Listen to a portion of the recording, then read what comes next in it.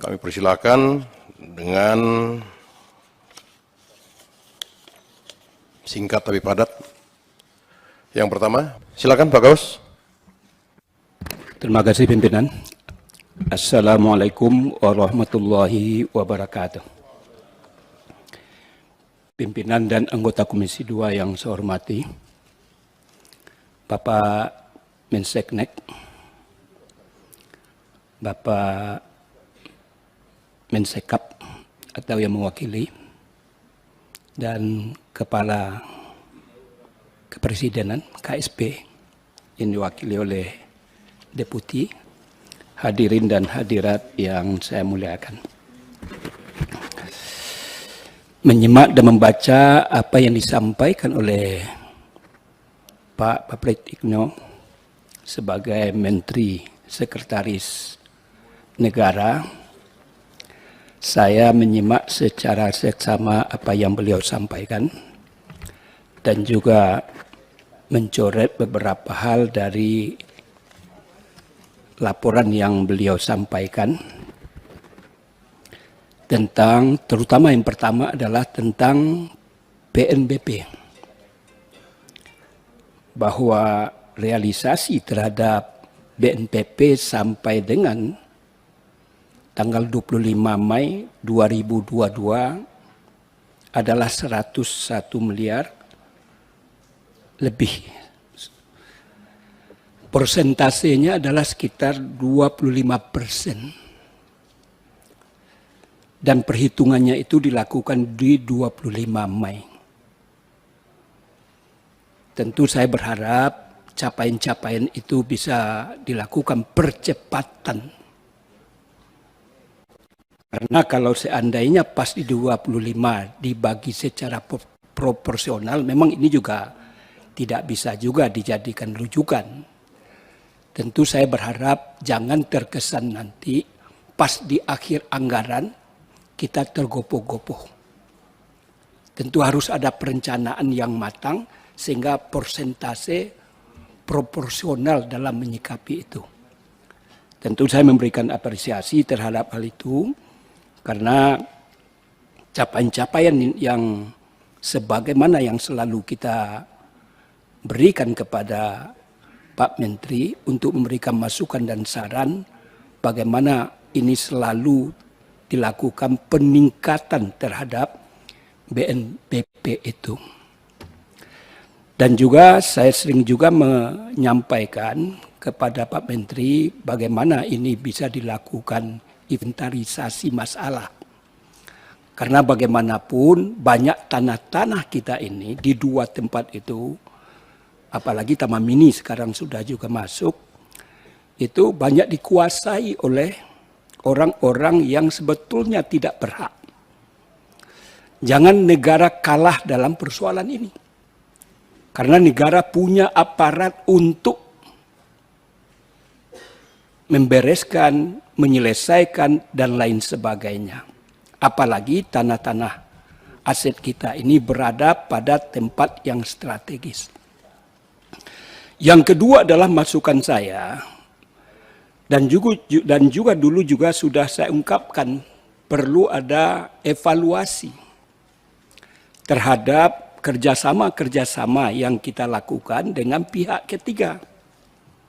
Apalagi sekarang ini kita sudah mulai mengakhiri masa pandemi COVID. Ekonomi sudah mulai bangkit. Kita lihat di mana-mana sekarang ini kemacetan sudah seperti sebelum tahun 2020. Ini tentu menjadi PR bagi Pak Menteri, gunanya adalah jangan kita hanya mengandalkan pemasukan untuk APBN ini dari pajak dan pajak dan pajak. Sebab bagaimanapun saya lihat persoalan pajak juga masyarakat menjerit terhadap ditingkatkannya nilai daripada pajak itu. Oleh karena itu tentu perlu ada terobosan-terobosan terhadap aset yang kita miliki, bagaimana memaksimalkan pendapatan dari yang kita punya.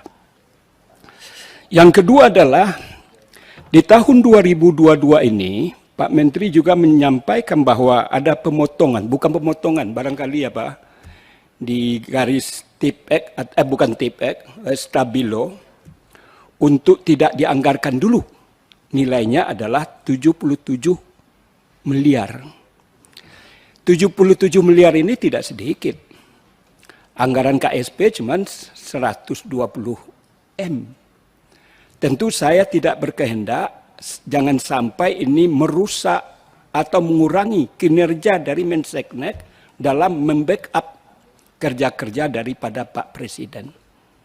Oleh karena itu tentu harus diantisipasi karena apa yang disampaikan oleh Ibu Menteri Keuangan ini, tanda silang yang diberikan itu hanya pada akhir semester pertama. Berarti sudah masuk pada ranah ini. Yang ingin saya sampaikan adalah perlu secepat mungkin jangan sampai dana yang 77 M ini karena tidak ada komunikasi yang intensif sehingga dana ini lari dari untuk alokasi dana bagi Menseknek. Kemudian mengenai anggaran yang 2022 ini, jadi saya melihat bahwa capaiannya belum kita harapkan, yaitu adalah sekitar 19%, kalau laporan di sini, pagu indikatif naik, pagu indikatifnya naik menjadi 19% di 2023. Yang ingin saya sampaikan adalah, kalau tadi PNBP-nya adalah naik, realisasinya baru sekitar sebagaimana saya katakan tadi, dan hal-hal yang berkaitan dengan realisasi anggaran di tahun 2022 juga belum signifikan. Jadi PNPB 1, realisasi anggaran 1, tentu saya berharap bagaimana percepatan terhadap realisasi anggaran ini tentu akan berdampak terhadap dinamika ekonomi dan belum kita bicara tentang impak daripada kerja-kerja, program dan kegiatan yang dilakukan oleh Menseknek. Itu yang pertama yang saya sampaikan kepada Menseknek. Yang kedua adalah Mensekap.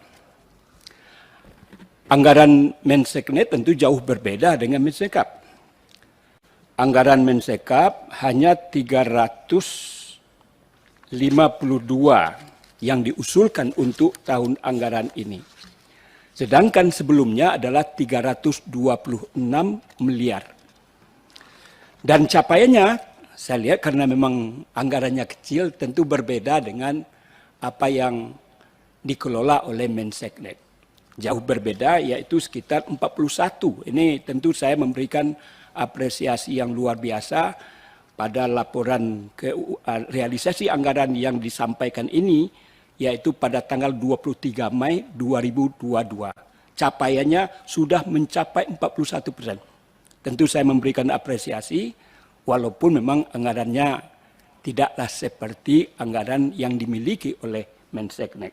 Tentu saya berharap ke depan kenaikan untuk tahun ini juga enggak banyak dibandingkan dengan Menseknek, juga dari KSP hanya 8%. Saya hitung-hitung, sebab di sini tidak Bapak tulis, kenaikan dari 326 pada tahun 2022 ke 2023 yang nilainya 352 miliar, setelah saya hitung-hitung lebih kurang naiknya itu 8%.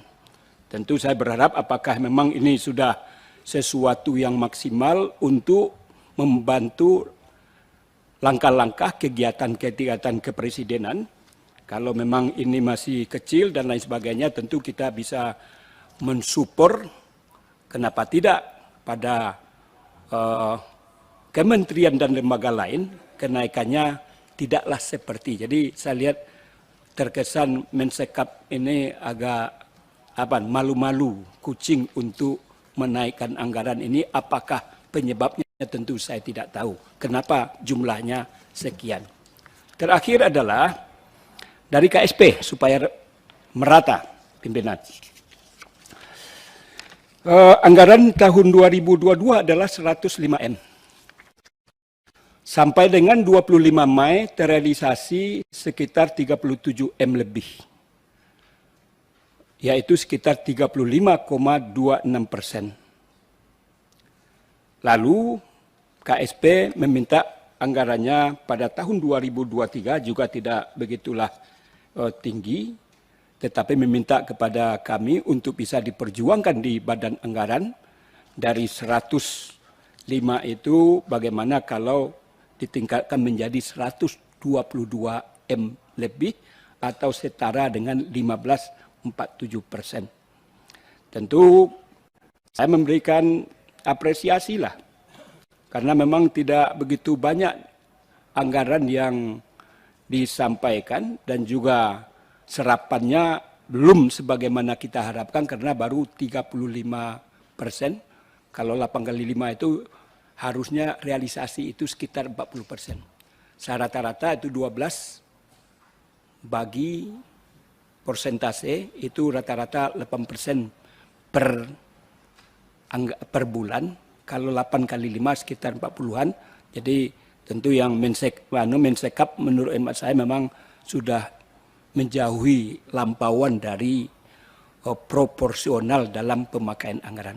Tentu ke depan kita berharap sebagai mitra bagi kami tetap mempost, kami tetap mengawal, dan kami tetap berupaya bagaimana pemakaian anggaran. Kita belum bicara sebagaimana dikatakan oleh ketua tadi, kita belum masuk kepada pembahasan anggaran.